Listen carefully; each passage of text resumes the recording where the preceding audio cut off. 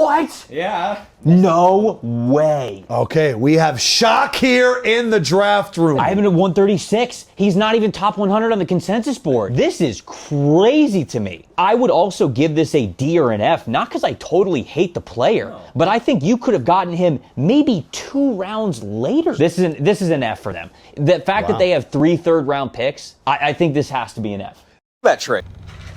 Everybody got something to say about the Jacksonville Jaguar picks. And they want to trash the picks like these players are not any good, man. But in this video, man, I'm going to break down James Gladstone's philosophy and that all these picks that we pick are going to play a key role on this roster moving forward and the future of the Jacksonville Jaguars. Let's go.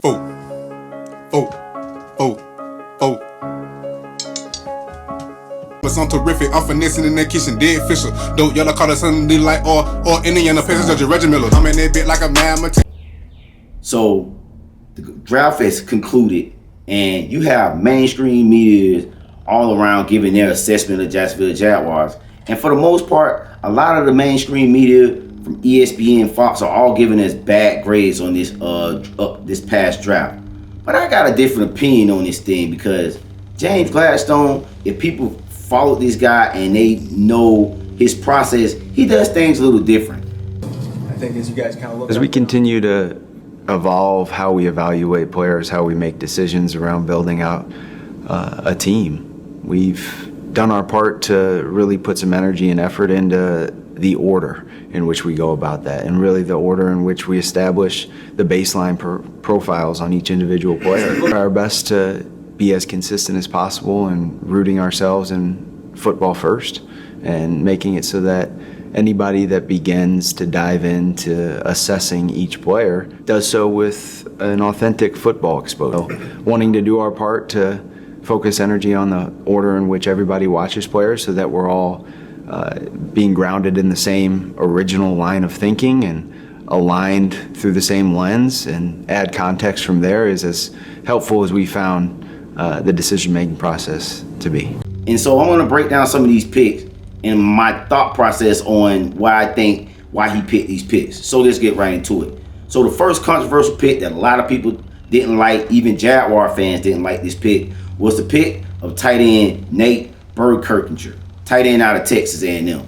Now, there were other tight ends that probably was better than this guy, and there was better players on the board that I thought Jacksonville Jaguar fans thought, like maybe a linebacker, maybe O-line or something like that. But you got to understand Liam Cohen, James Gladstone, that they value tight ends in this offense. And when you look at a guy like Nate Burkirk, this guy can block very well and he can catch. And when you look at what they're trying to do in this offense, you got a guy that's elite blocking skills like this guy, old school, and he can be a threat in the red zone. I think that what Liam Cohen values. Now, were there other available players at this position? Yes, it was our first pick in the draft. Yes. But Liam Cohen felt like this person could be a cornerstone piece to the offense. And I believe in these guys, man.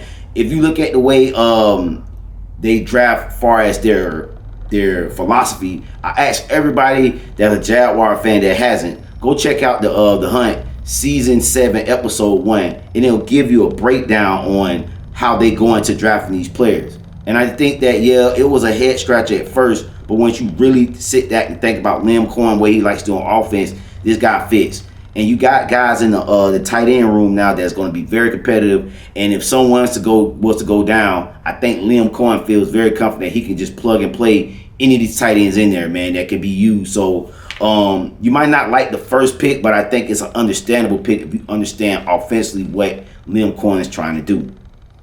So let's talk about the second pick in Albert Regis, defensive tackle. Now, I thought this was a great pick, man. Rotational piece. I think he can come in and really, solidify the D-line and come on and contribute right away with some of his skill sets, man. I think what Anthony Campanelli want to do with a guy like this is continue to build on stopping the run. And this guy's a great run stuffer, man. Do I think he see the field this year? Absolutely, man. I think he'd be a great rotational piece, man, in the run game and being just building on top of that that we did great last year, man. Now, a guy like Regis, he's not a starter. He's a guy that's a rotational backup. And I think when you look at the picks that the Jacksonville Jaguars got. They don't have to go out and get some of the flashier names that a lot of fans want, but they want to get guys in their system that fit, that can come right away and maybe contribute. Not in roles that other teams are getting guys in, but in the roles that we need them in. And that's what all that matters in this point, you know what I'm saying? So, moving right along, man. Let's talk about my best pick, I think, that was for the Jaguars throughout the draft. I think was offensive guard, Emmanuel Pregum. Probably pronouncing that name right. And if I mess up any of these draft picks names, man, before I get too far in this video, man, I apologize. I'm a country boy from Florida, man. So, hey, I don't get everything right. So, with this Emmanuel Pregum pick, I thought it was a good pick because we did come into this draft wanting to solidify the offensive line. And when you get a guy like Emmanuel in there, tough kid from Oregon, he has all the traits that you want on your roster for this team. Man, I think he can really compete for a starting job, or he's going to be a major key piece on this offensive line this year. I think we want to continue to try to put emphasis on protecting Trevor Lawrence, and you look at what they've done in the offseason, locking up Anton Harrison, giving Cole Van Layton and stitching in the middle of the regular season last year. You got your outside tackles locked in. Now you can really focus on the interior of the offensive line, and you bring a guy like this guy in that can really come and compete on your offensive line. So I like this pick, and I think this really solidifies and helps with the offensive line, man. And this guy could be a future star in the making, man. Manuel Pregum. I mean, this guy could be an all-pro, guard, or wherever the Jaguars decide to use him, man. I really like this pick at this position because I thought it was a great pick of need, of value. The next pick, another pick I want to talk about is this Jalen Hurts pick. I thought this was a luxury pick, in my opinion, because I thought the cornerback room was already solid and secondary room, whatnot. But it seems like Amper Campanelli defense value, great depth at the cornerback and safety position. So it seems like the tight end position with Liam Cohen, just going all in on the tight end position. It seems like Amper Campanelli went all in on the cornerback safety position. And this pick just seems like more of like a developmental pick, just in case things down the road may not work with one of these safeties in the future or corners in the future. You got a guy that you bring in, you can develop. Don't have to see the field right away this year, but I think he plays a big part of the special teams and maybe situations this guy may get in Jalen Hurts. But I do like some of the qualities he bring, ball hawking safety, good selection. But I thought this was more of a luxury. We probably could have went maybe O-line, maybe D-line again, and maybe depth there. But, still a solid pick at that point in the draft. The next pick, talk about Wesley Williams. Now, it was the first linebacker that we got in the draft, and a lot of people felt like we should have got a better linebacker, a guy like Anthony Hill Jr. that was still on the board, early on in the draft that we could have got at an earlier pick. But we got Wesley Williams, man. But what this pick says to the Jacksonville Jaguar fans and to me as a guy that just views this team is that the Jacksonville Jaguars believe in everybody in that linebacker room, and they're confident what they have already. So this pick right here, Wesley Williams, a guy that seems like he's going to be like another special teams guy, but there is some things on tape that you like, that maybe maybe down the line that he can be used once he develops into a more of a every down linebacker or outside linebacker up in whatever the Jaguars use him at. This guy could be used at the end spot and at outside linebacker spot as well. So just a little bit more of a developmental piece in Wesley Williams. But one thing that you can identify with this guy with all these picks across the board is these guys are tough. And that's something that the identity of this Jacksonville Jaguar team is, and all these guys fit the bill. So I think this is more of a developmental piece on the roster, and I don't think he contributes this year, but I think down the road maybe he's one of those guys. Another tight end that we picked was Tanner Coles, and a lot of people didn't like this pick as well. No, another tight end it looks like we reached on, but again, Liam Cohen, this tight ends are preeminent in this offense. So I think what Liam wants to do, he want to be able to plug and play with the tight ends.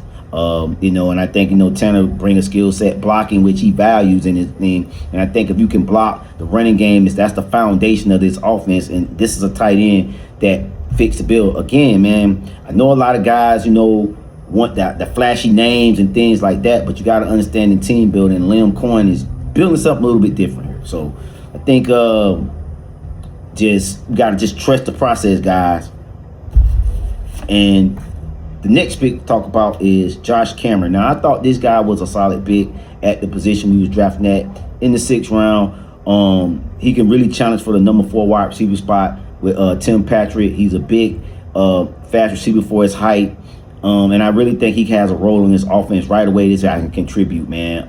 And we know the first 3 spots are locked up in Parker Washington, Brian Thomas Jr., and Jacoby Myers. So this guy can really come in.